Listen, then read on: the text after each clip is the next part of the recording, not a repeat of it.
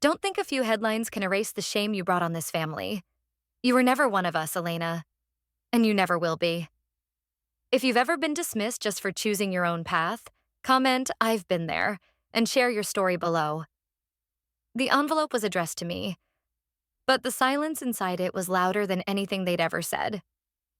It lay on her kitchen counter like a trap, the creamy cardstock too elegant for the kind of message it carried. Elena stood barefoot on the cold tiles of her Brooklyn apartment, toast half burned in the toaster behind her, staring at her name in embossed gold lettering. No warmth, no apology.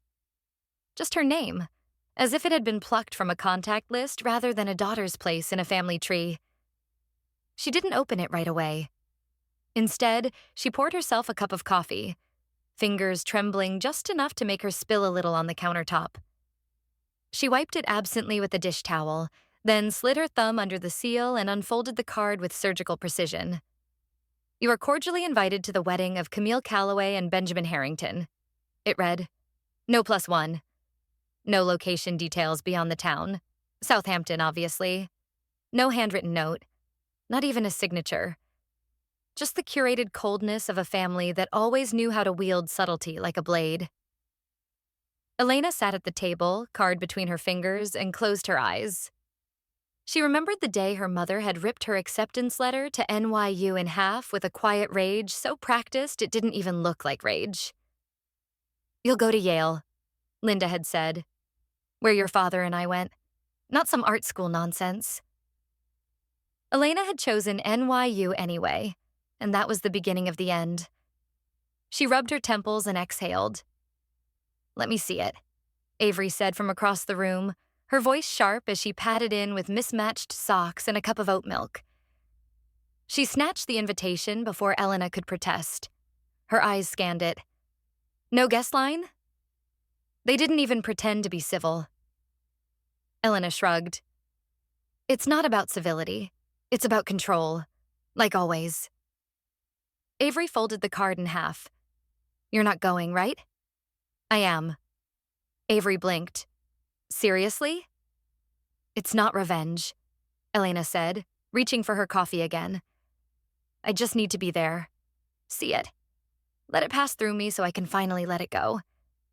Avery's expression softened, but she didn't stop pacing. "You don't owe them anything. Not a glance. Not a nod."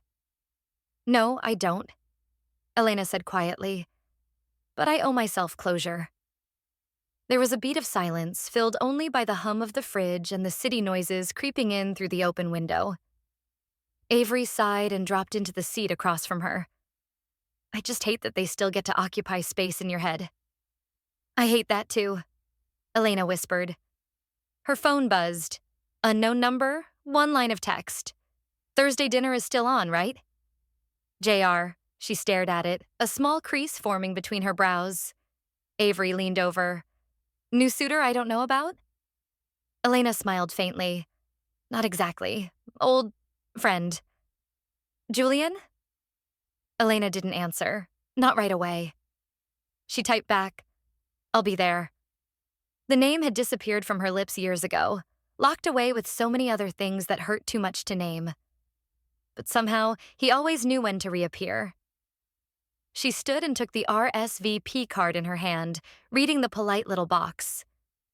"Will you attend?" "Yes."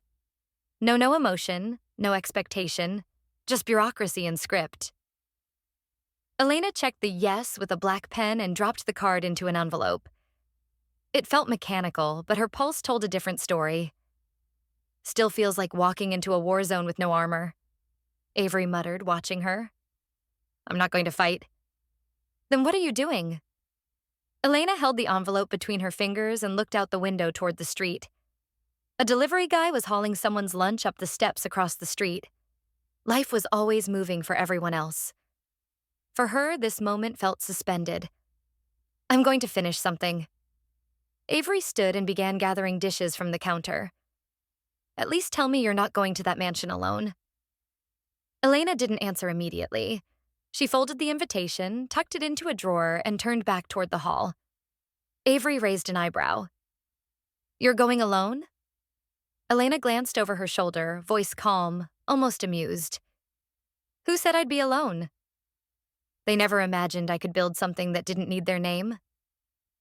The dining room was softly lit, all warm wood and flickering candles, tucked away behind a velvet curtain at the back of a West Village bistro. Elena could hear the muted sounds of silverware and laughter from the main dining floor, but here it was quiet. Safe. The kind of place where secrets could sit at the table, sip wine, and stay unspoken if they had to. Julian Reyes, impeccably tailored in a charcoal suit with no tie, swirled his glass thoughtfully. So, NovaLearn's expansion into Europe. Aggressive timeline. You sure you want to do this now? Elena shrugged, her fingers tracing the base of her own untouched glass. I'm not in the habit of waiting for permission. He smiled. Still allergic to press? She gave a dry laugh. I'm not allergic, I'm strategic. His brow lifted. Strategic? She leaned back in her chair, letting her gaze linger on the city lights blinking through the narrow window behind him. Do you remember my first pitch? Julian nodded. You went by E.C. Langston. No LinkedIn profile, no personal email. Everyone thought you were some ghost founder. That was the idea, she said.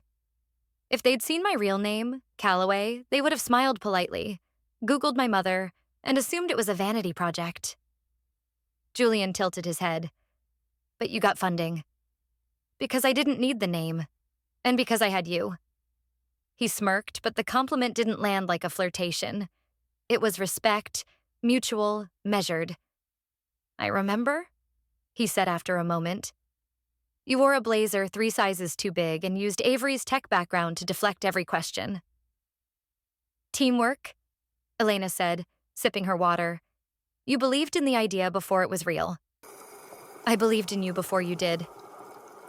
The words settled into the space between them, more intimate than the room itself. She didn't flinch, but she didn't respond either. Instead, her phone buzzed against the table. Avery. She opened the text. A link to Camille's latest interview in some glossy bridal blog. The quote hovered in bold italics. Family is everything, unless you chose to be different. Elena turned the screen toward Julian. Poison wrapped in pastels. He read it, then met her eyes. She's speaking directly to you. She always is, Elena muttered, even when she says she's not. Julian reached for the wine bottle and refilled both glasses, though Elena's remained nearly full. He studied her, not with pity, but with curiosity, the kind of attention that wasn't trying to fix, only understand. You're not angry, he said. I was, a long time ago. And now? Now I'm just tired of pretending it didn't happen. Julian leaned forward, resting his arms on the table. So I go. Why not just let the day come and go? Elena tilted her head. Because if I don't show up, I stay invisible. I stay the girl they wrote off. The girl who left. He nodded slowly, eyes still locked on hers. Do you want me to come with you to the wedding? There was no hesitation in his tone, no undertone of savior complex. Just the offer. Simple, sincere. Elena blinked, surprised. Then she smiled, not the polite curve of lips she wore in business meetings, but something smaller, real. Only if you promise to walk in late. They didn't give me a seat at the main table, so I stood where everyone could see me. The chandeliers caught the edges of her dress like water catching light, flickering over the smooth folds of black silk as Elena entered the Park Belvoir ballroom. No one turned immediately. No one had to. The silence was acknowledgement enough. The space was cavernous and opulent, alive with soft jazz, murmuring guests, and the clink of glasses. Gold-trimmed place cards glistened atop every table, and name after name leapt off them. Just not hers. She'd arrived precisely on time, solo as planned. A hostess in a pearl-trimmed jacket smiled tightly and guided her to the far corner of the room. Table 17, near the swinging doors to the kitchen. Not quite the kids' table, but it may as well have been. Elena's lips curved into something like amusement. Of course. She pulled out the chair herself and sat with grace that belied the insult. From this vantage point, she could see the entire room. The Calloways holding court at the long table in the center, Camille luminous in white lace, and Linda beside her in cream satin, head slightly tilted as she surveyed the room with the detachment of royalty. It brought back a memory she didn't ask for. Age 18. Camille's high school graduation party. Elena, already accepted to NYU on full scholarship, seated at the overflow table with second cousins and family friends' toddlers. Camille stood to give a speech, basking in applause, while Linda had turned to Elena and said, "Don't be bitter, darling. This is her moment." Elena folded her napkin over her lap. Old habits. A server approached with champagne. She took it. Didn't sip. "Grateful you came." Linda's voice. Elena looked up. Her mother stood before her like a judge entering court, voice dipped in civility and sharpened with practiced edge. "You look, well," she added, letting the pause do the work. Elena smiled. "So do you, if I squint." Linda's jaw flexed, but her expression remained frozen in polite steel. "It's important for Camille that you're here. It shows growth." I wouldn't want to disappoint her. Linda's nod was crisp, final. She moved on. The hum of the room shifted. Glasses chimed. Camille had risen, dress trailing like frost behind her as she took the microphone. "Thank you all for being here," she began, voice warm, eyes scanning like a spotlight. "It means the world to Ben and me that so many people, family, mentors, friends, chose to celebrate love tonight." There was a pause. "And to those who forged their own paths," she added, letting her gaze brush Elena without subtlety. "We raise a glass. Family is more than blood. It's loyalty." Scattered claps, tight smiles. Elena stood. The motion drew eyes, quieting the room a notch. She raised her glass. "I've never needed an invitation to exist," she said. "But thank you for reminding me how far I've come." The clink of her glass meeting her own lips echoed louder than it should have. Then, the ballroom doors opened. He didn't burst in.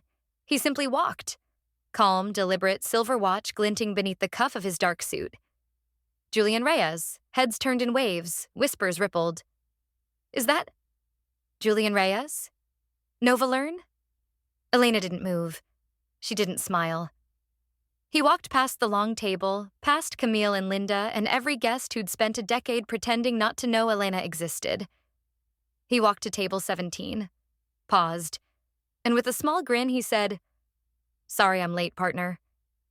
He didn't need an invitation. He brought consequences. The hush that fell over the ballroom hadn't lifted. It hung like steam above a boiling pot, stifled and threatening to spill. Julian's entrance had shifted something in the air, not loud or showy, but irreversible. Eyes tracked him as if he were a comet, something rare and dangerous and not meant to be this close. Elena didn't move when he pulled out the chair beside hers. She just tilted her head toward him, calm, measured. "Perfect timing," she murmured. Julian grinned. Wasn't going to miss it. By now, the hum had returned, louder, jagged with whispers. A few guests stood to snap discreet photos. A groomsman leaned toward another and mouthed, "NovaLearn?" A woman in a red silk gown whispered something about TechCrunch and valuations. Camille was frozen at the head table, smile brittle, glass still raised mid-toast. Victor was whispering frantically into his phone. Linda had risen, her hand clenched around the back of her chair like a claw. Julian stood. "Apologies for the interruption," he said, voice clear, smooth, polished like a conference keynote. "Julian Reyes, I wasn't on the guest list. I'm here as Elena's business partner and co-founder of NovaLearn." Silence. Then, a quiet gasp from someone near the dessert table. Julian continued, turning just slightly to include the crowd. "You might have seen the news last week. NovaLearn just closed a $45 million Series B round. We're expanding across Europe by fall." Now the room was alive. Phones came out. Someone near the back audibly said, "That's Elena Calloway?" A young man in a tuxedo searched his phone with wide eyes. At table 1, Linda's expression barely cracked, but her eyes flickered, sharp and burning. She walked toward Elena with the stiff grace of someone refusing to run. "You did this to humiliate us," she hissed under her breath, leaning close enough for the floral perfume to overpower the champagne. Elena didn't flinch. She looked at her mother with something colder than hatred. Clarity. "No," she said softly. "I did this to show you I'm not the shame you always thought I was."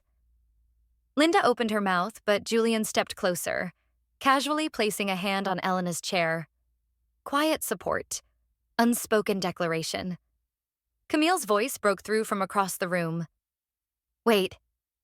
She stood, her veil fluttering slightly from the motion, eyes fixed not on Julian but Elena.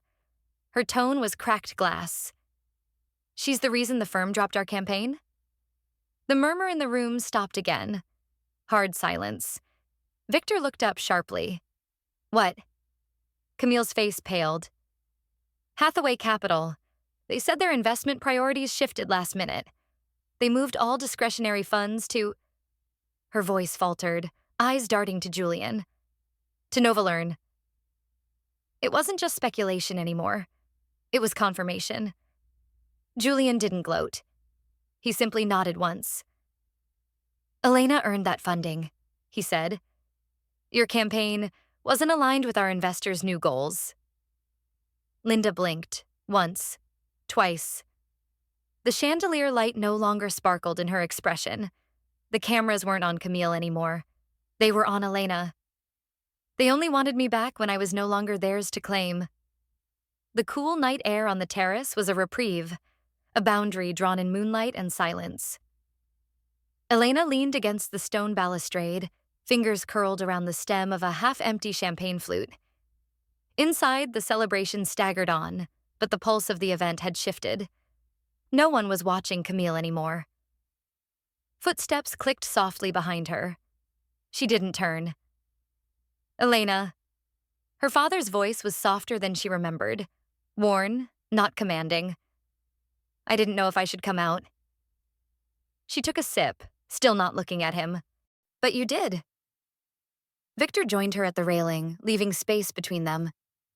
He stared out into the city like a man trying to remember how it used to feel to be proud.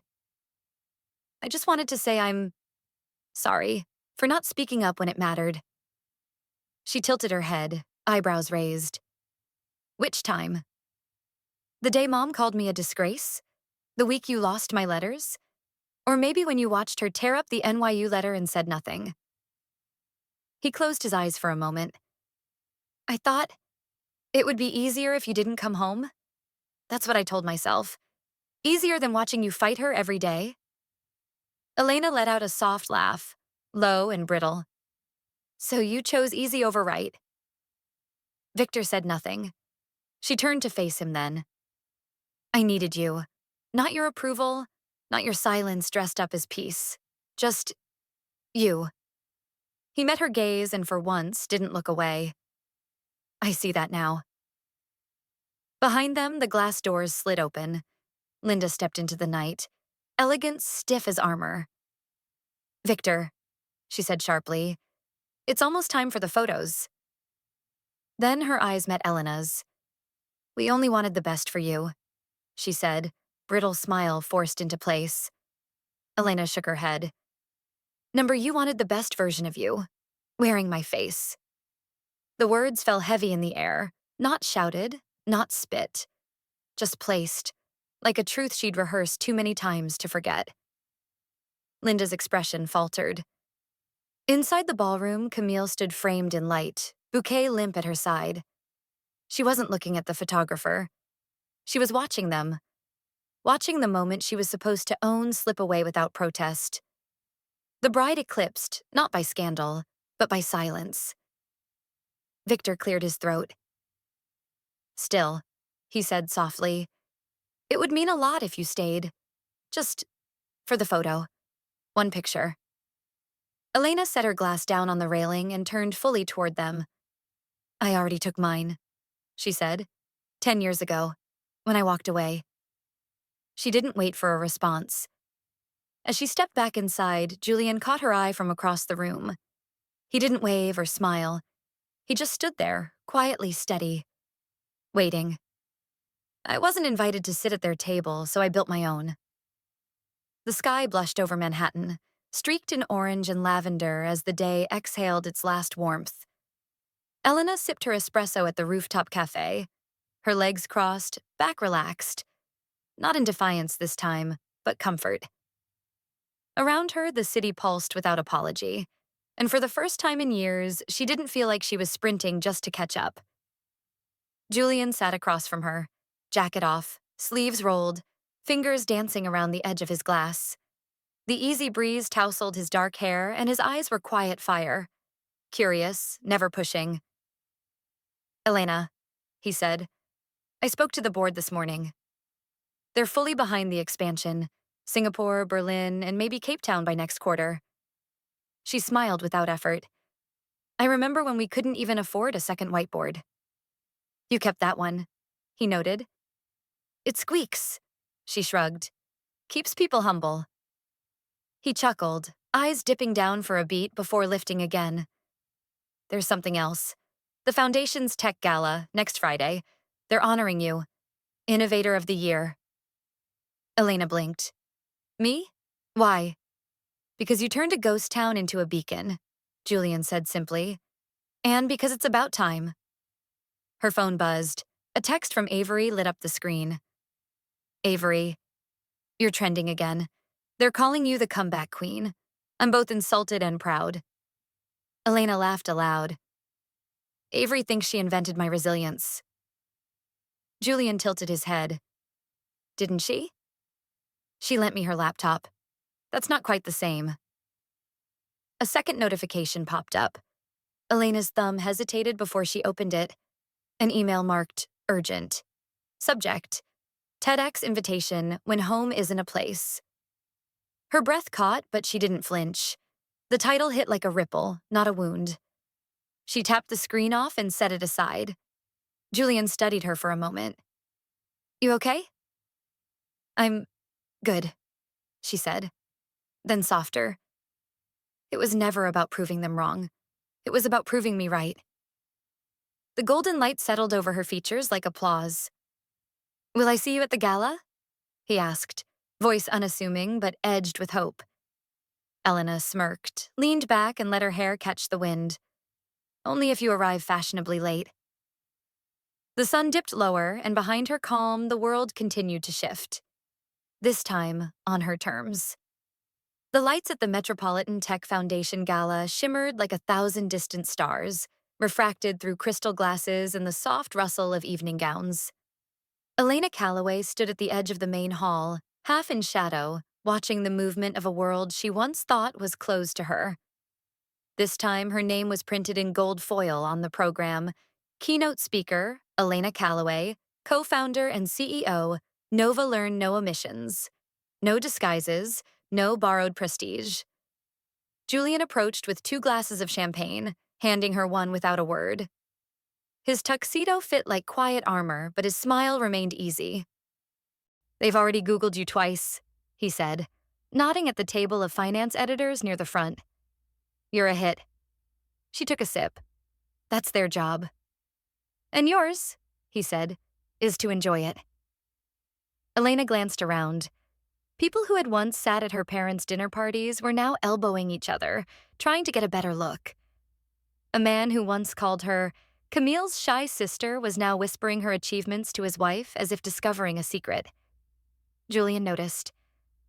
Funny what happens when the room finds out who the power belongs to. I didn't come here to be powerful, Elena said quietly. I came here to stop shrinking. The MC tapped the microphone. Ladies and gentlemen, please take your seats. Our keynote speaker this evening is the force behind one of the most transformative education platforms of the decade, NovaLearn's own Elena Calloway.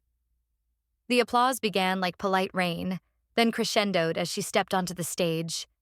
She took her time. She didn't need to rush. Her heels clicked softly against the polished floor as the room focused into stillness. The light followed her like it belonged there. "Good evening," she began. "I wasn't supposed to be here tonight." A pause. Not because I lacked the qualifications, but because for a long time I thought my value came from being accepted, from getting the invitation, from sitting at someone else's table and being grateful for the chair. She looked out across the sea of faces, some curious, some skeptical, some stunned.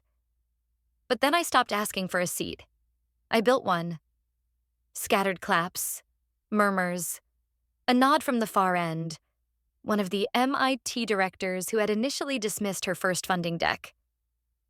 I started NovaLearn because I believed learning should belong to people who never thought they were allowed in. That includes me. The crowd leaned in. "There are two types of families," she said slowly. "Those you're born into, and those you build when you stop pretending."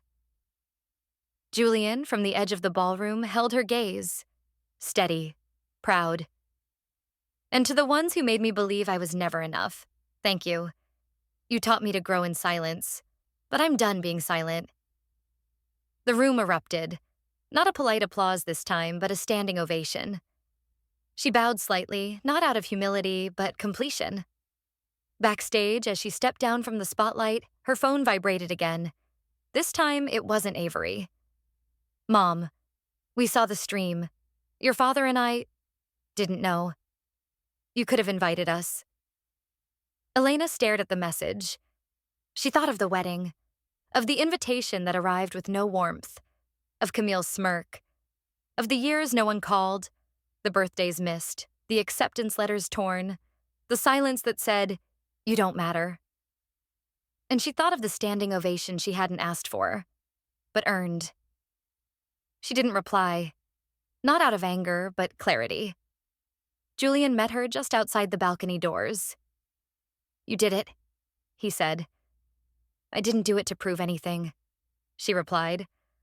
"I just needed to hear myself speak in a room that used to drown me." He looked at her a moment longer. "So what now?" She turned to the skyline, Manhattan stretching wide, electric, infinite. "Now I keep building." Julian raised his glass. "To the seat you built." She touched her glass to his. "To never asking permission again." And in that moment, Elena realized she hadn't just rewritten her story. She had outgrown the pages they tried to trap her in. 3 days after the gala, Elena sat alone at a window seat in her favorite East Village cafe. Black coffee in hand, the morning paper folded neatly beside her. The world outside bustled with early summer motion, but she felt still for the first time in years. The TEDx invitation sat unopened in her inbox. Julian had texted her twice. "Don't forget to sleep. Also, everyone wants to know where you got that jumpsuit." She smiled faintly. But beneath the calm, her mother's message echoed. "You could have invited us." It was not a question, not even an apology, just a subtle reminder that once again her family expected access without effort. That afternoon, she made a choice. She called them. Her father answered first. "Elena." There was no warmth in his voice, but there was something else. Hesitation, maybe guilt. "I'd like to meet," she said. "Somewhere public." A pause. "Okay." They met at a quiet hotel lounge near Central Park. Neutral territory with soft lighting and soundproof walls. Her mother arrived last, dressed immaculately, as always, as if grief and pride could be tailored. "You look polished," Linda offered, sitting stiffly across from her. "So do you," Elena replied, her tone flat but not hostile. Victor cleared his throat. "We watched the speech. You were commanding." Elena sipped her tea. "You used to say I was too much, too direct, too emotional." "That's not fair," Linda snapped. "It's honest," Elena said. An awkward silence stretched. "We were surprised," Victor admitted. "All this time, and you never said anything about NovaLearn." "I didn't think you'd care," Elena answered. "Or believe me." You never did. Linda softened slightly. We did what we thought was best. Elena didn't flinch. That's always been the problem. The table sat between them like a chasm filled with years of unsaid things. I'm not here to argue, Elena said finally. I came because closure shouldn't depend on someone else's remorse. Victor looked down. Linda folded her hands. So what do you want? Nothing, Elena replied. The words stunned them. I didn't come to reopen anything. I just wanted to look you in the eye and say, I'm no longer waiting. For what? Her father asked. For permission, for apology, for proof that I ever mattered to you the way Camille did. Linda stiffened. I don't need it anymore, Elena continued. I just needed to stop carrying the weight of hoping you'd change. Victor's voice cracked. We never meant to make you feel unwanted. But you did. A long breath passed through the silence. Then Elena stood. I hope you're well, and I hope Camille's happy. Truly. Linda's lip twitched, as if tempted to say something biting, but didn't. Elena reached into her bag, pulled out a single envelope, and placed it on the table. What's this? Victor asked. A donation receipt. NovaLearn's latest program. It sponsors first-generation college students from estranged families. It's named after someone who once said, You'll never be in the same room as the people who shaped the world. She looked at her mother. Linda's face flushed, but she said nothing. I figured the irony would be satisfying. With that, Elena turned and walked out. Heels clicking, posture steady, breath light. Outside, the sky stretched open, wide and unburdened. She didn't cry. She didn't gloat. She didn't look back. Because true peace isn't the absence of conflict. It's the decision to stop entering rooms where your worth is up for debate. That night, Elena replied to Julian's text. Yes, I slept. Finally.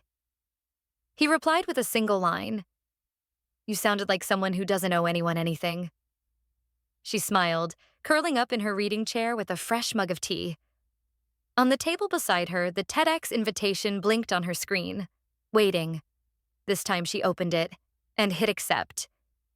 She didn't win by shouting louder. She won by refusing to play by their rules.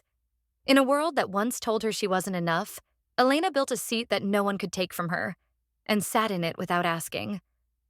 There were no dramatic apologies, no teary reconciliations. Only the silence of a family confronted with their own irrelevance, and the quiet strength of a woman who no longer needed validation. Justice, in her case, didn't arrive in the form of revenge.